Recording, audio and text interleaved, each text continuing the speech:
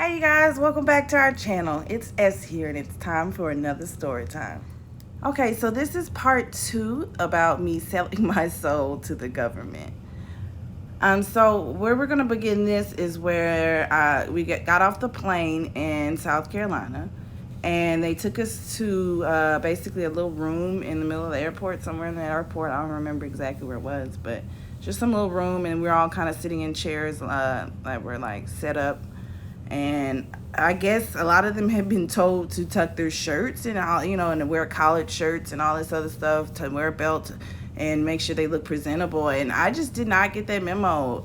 So I came and like just wearing some lounging clothes, and I started getting worried, like, should I tuck my shirt? Because some people had some shirts that, they weren't even collared, they were tucked. They were just tucking shirts. And I was like, feel like, well, maybe I shouldn't. And I was like, well, no, if I need to, they'll tell me. So I just got into this mindset, like, if I'm supposed to be doing it, I'm not going to just follow everybody else. I'm just going to, be told, which was not a good thing to go by. But anyways, so we had to wait for everybody to get there before we got on the bus. And I got on the bus, and that's when I met, we'll call her Smith. We went by last names. We'll call her Smith. And so me and Smith were talking the whole way there, and then when we finally got to the actual base, that's when the bus driver was like, okay, y'all need to put your heads down and stop talking and whatnot. And so then we drove around for like what seemed like an hour, just driving around, and which we found out later that he was just driving around trying to make us disoriented, I guess. Anyway, so we get there, and that's when we meet our first ever, like, for me at least, DI. I never met a drill instructor before. That's a DI. And he gets on the bus and yells for us to get off. And of course, I get to be the lucky one to sit up front and be the first one off the bus. So I was the first one to step on the yellow footprints for my whole battalion and company, and our brother company as well. I was the first one.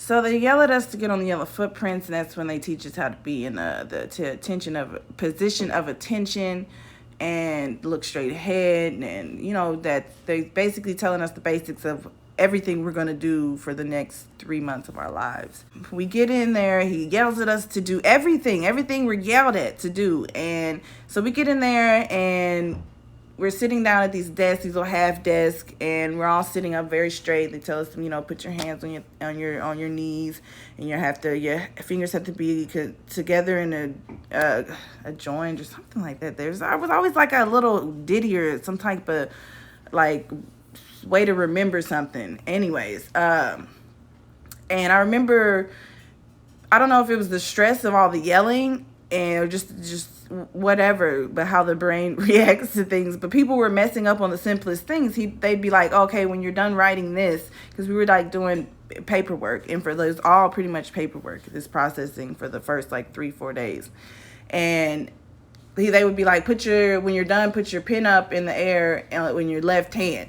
And then they'd say it multiple times, and for whatever reason, some people would just do the wrong thing. It's just natural, I guess. And so when I noticed people were messing up a lot, and like they'd get yelled at when they'd be like, you don't know what you're doing. And then, they would come and drill on it, like get in on them. And of course they're really like freaking out. And I don't know why my reaction was to laugh. And so for the large part of boot camp, it was me trying not to laugh at certain situations.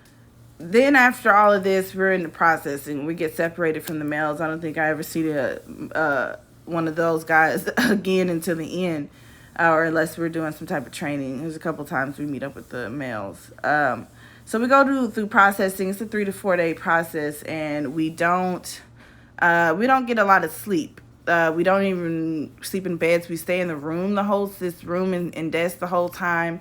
We are doing a whole bunch of paperwork, getting a whole bunch of different equipment and gear and things like that. And so they'll come in and they would tell us, like, put your heads down.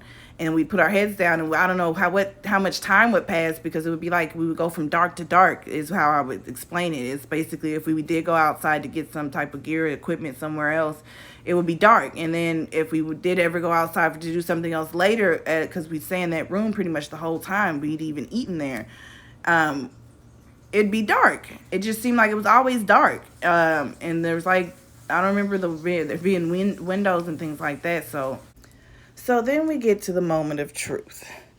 And the moment of truth is basically where you confess anything that you didn't tell the recruiters or the people at MEPS before. They also give you a chance to report if you've ever been sexually assaulted. And they tell you to put your head down on the desk, and then they say if you have, anybody get up. And so that way it's kept anonymous. And I remember that they told us to put our heads down for the sexual assault one, and like there's a whole bunch of desk moves, like people got up, and then there was a moment like we paused, and then they were like, okay, put your heads up. And then I looked around and nobody was gone. So I was wondering like why there was all these desks that were moving, like that people left. So I don't know if people actually left or not, or that was just one of those things that they mess with your heads, because they did it again on the moment of truth where they asked you about any like tickets or any legal things that's happened. And I just know for me personally, this is where I got stressed out, because I did have another case that I didn't tell them about. It also got dismissed, but my lawyer told me I didn't have to tell anybody about it, so that's why I didn't say anything about it. So I did what I was told. And anyway, so when we got to this point, I was like, oh my God, I don't want to go to jail for 5 years and that $10,000 fine, or 5 years in jail and $10,000 fine. And I was just freaking out. And so I got up and I went out when they told us that they told us to put our head down. I was one of the many people who got up and went out. And it was the funniest thing, because some of the people were like, yeah, my friends, they were smoking marijuana around me and they blew it in my face, so I might pop, and like different things like that. And some people had just had simple tickets.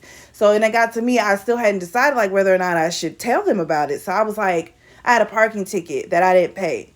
And she was like, I was like, I had a parking ticket, but I paid it off. And she's like, okay, that's fine. And so then we went to the bathroom. So I went to the bathroom and I was in there and I was like, I don't know what to do, you guys. So I just started talking to some of the people that are my platoon. And they were like, well, what is it? What's the case? And I was like, it was a possession. And I told them it got dismissed. And then some people were like, don't tell them. Some people were like, tell them. So I was like, I'm going to tell them. So I decided to tell them.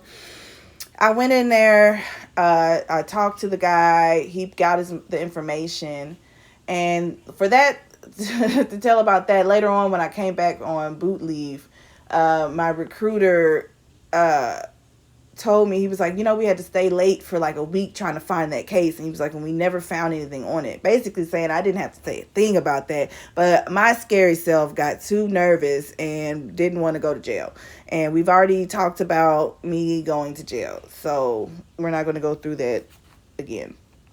So then we meet our drill instructors. After we go through this long 4-day process, we meet our drill instructors and we go to our barracks for the first time. And there's this whole ceremonial process of meeting your drill instructors and everything that goes on. And then there's training day 1. So I will tell you more about that in the next video. Don't forget to like, comment, and subscribe. And I will see you guys next time.